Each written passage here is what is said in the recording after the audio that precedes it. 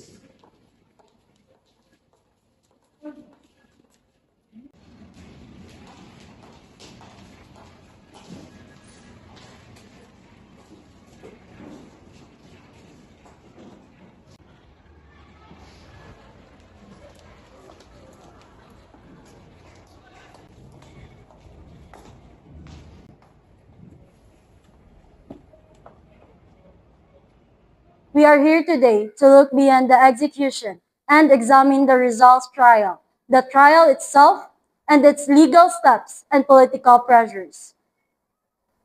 We will consider three charges: rebellion, sedition, and illegal association. We will pay special attention to the defense counsel, Luis Taviel D. Andrade, and to the defendant's written defense, the memorias. We will also ask, was this a fair trial? Were there political pressures? And how does retrospective justice judge from the past until today? Clerk, please take the roll.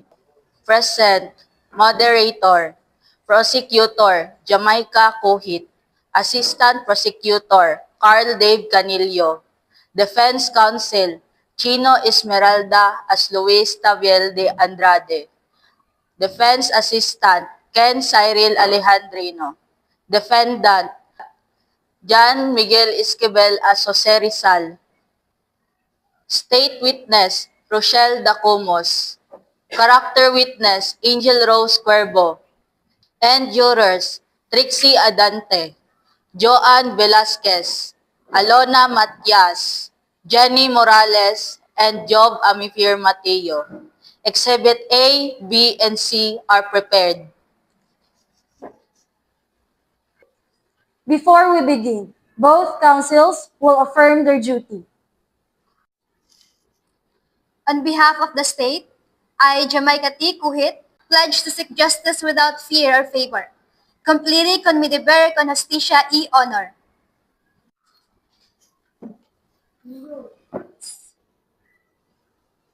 On behalf of the defense, I, Chino T. Esmeralda, pledge loyalty to truth and fairness. I will uphold the rights of the accused, and I will argue faithfully within the law, so that justice may be done.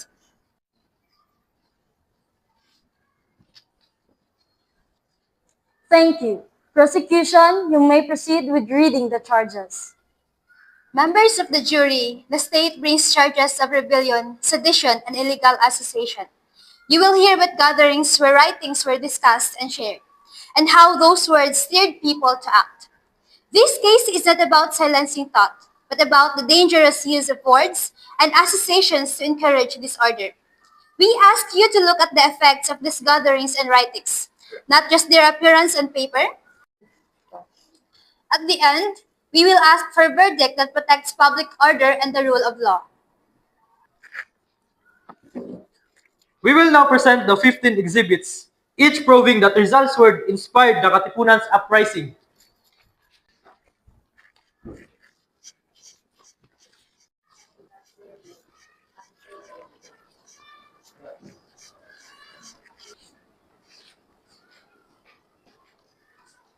Read charges formally. Accused, how do you plead? Your Honor, not guilty. I have always counseled reform, not armed revolution. The accused is more than the soldiers. His pen inspired sedition. His letters, speeches, and poems are all inflamed in heart of men. He must be punished for treason. The defense will show that Rizal, the defendant, rejected violence. His writings will call for reform, not rebellion. He is guilty only of loving his country. You will hear our character witness in reading from the memorials. So, you can judge their word in the tone and context.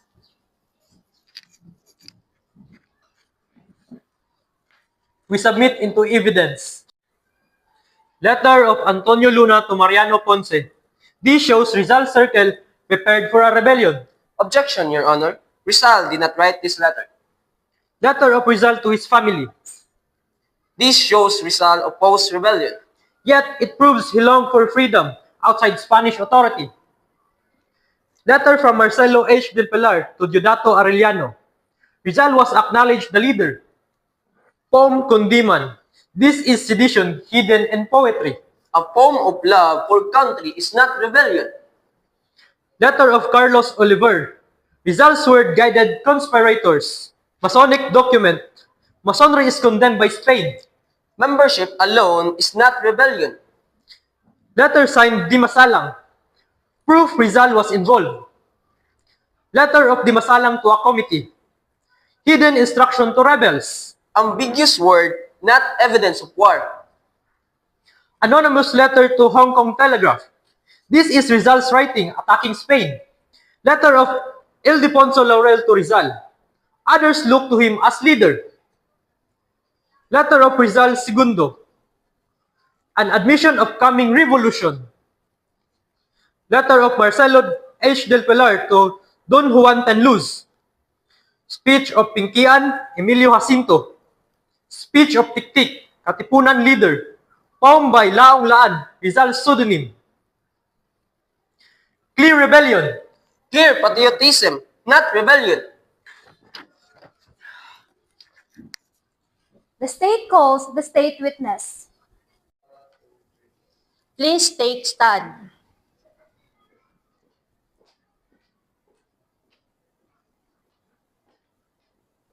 Before giving testimony, you must take the oath of loyalty. Please raise your right hand and repeat after me. I state your name. I, Rochelle Ardacomos, Solemnly swear solemnly swear to speak the truth, to speak the truth, the whole truth, and nothing but the truth, the whole truth, and nothing but the truth, with loyalty to justice, with loyalty to justice, this court, and the people. this court, and the people. What did you observe about the gatherings where defendants' writings were present? I saw groups met to talk about the writings. People shared copies and discussed what they meant. Did you see these writings being circulated to others? Yes, I saw copies passed around across different meetings. How would you describe the mood in those gatherings? It grows intense. People were stirred and spoke with urgency.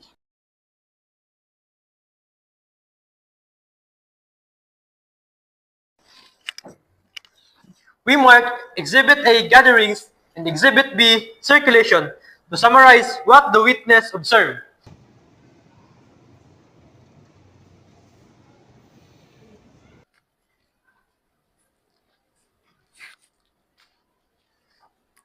Exhibit A and B are marked. The jury may consider Exhibits A and B as demonstrative aids.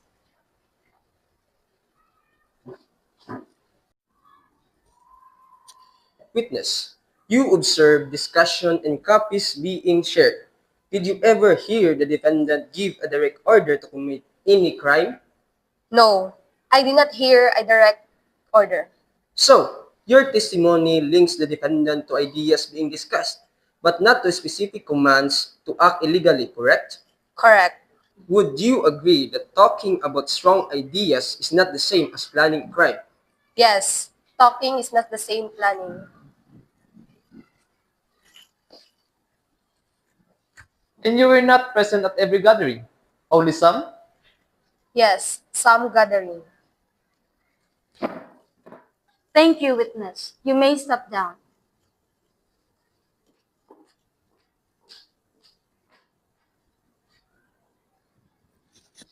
The defense calls the character witness. Please take the stand.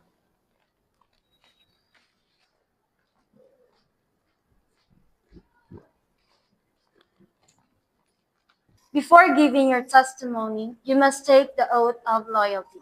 Please raise your right hand and repeat after me. I state your name. I, Angel Rose Cuervo, Solemnly swear to speak the truth, the whole truth and nothing but the truth, the whole truth, and nothing but the truth, with loyalty to justice, with loyalty to justice, this court, and the people. this court, and the people. From what you know, how would you describe the defendant's motives in his writings? He writes from conscience. He argues for reform and moral duty.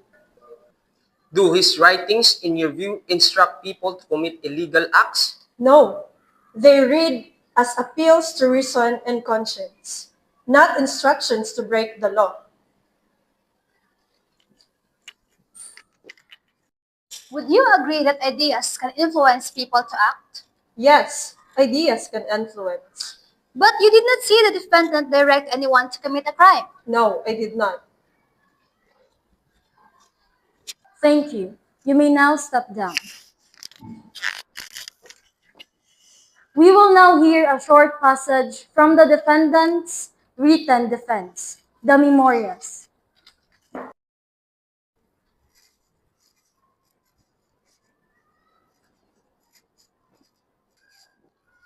I am innocent of rebellion. I did not take part in the Katipunan.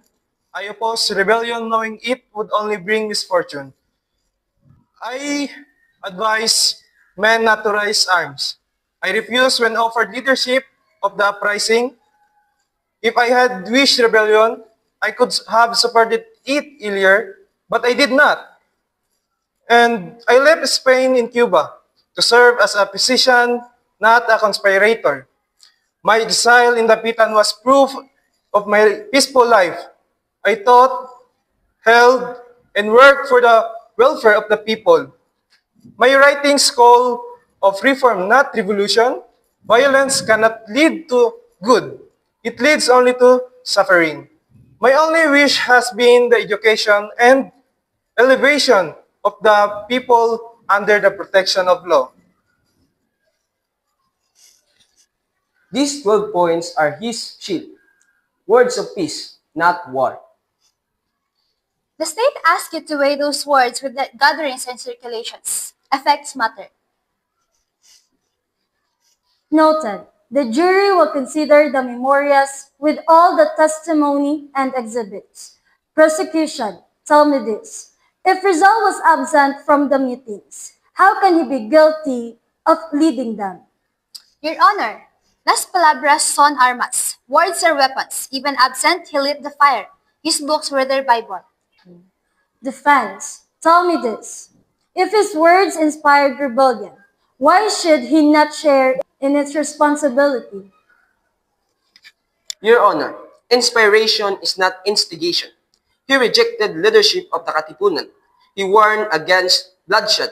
Should a teacher be jailed because his students misuse his lessons? Both sides have spoken with force. We now move to closing arguments.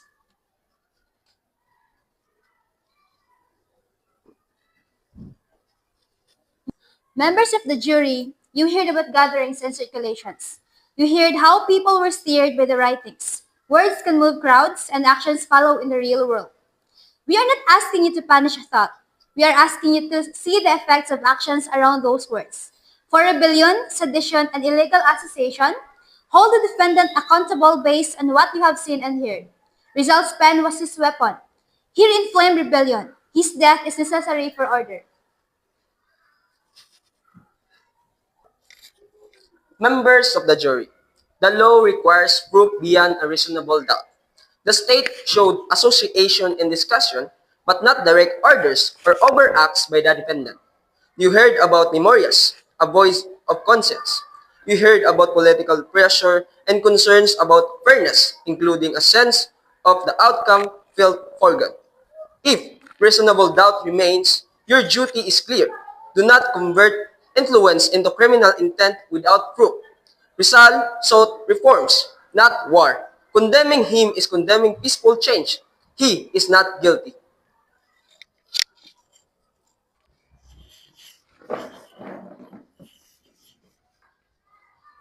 The evidence shows Rizal's writings influenced men to fight, but not once did we hear that he ordered violence.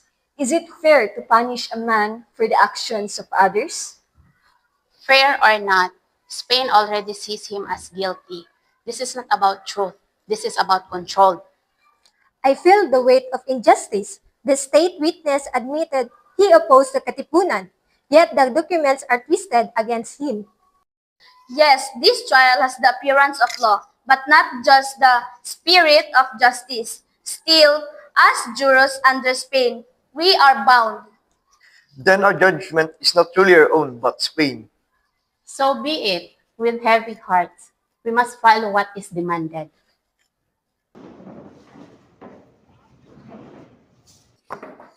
We find Rizal guilty of rebellion, sedition, and illegal association.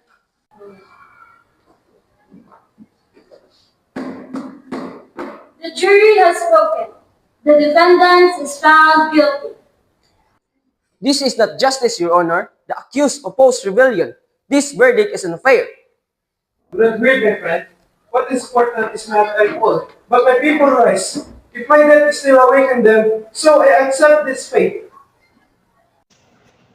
The court sentences Jose Rizal to death by firing squad. This trial is adjourned. All rise.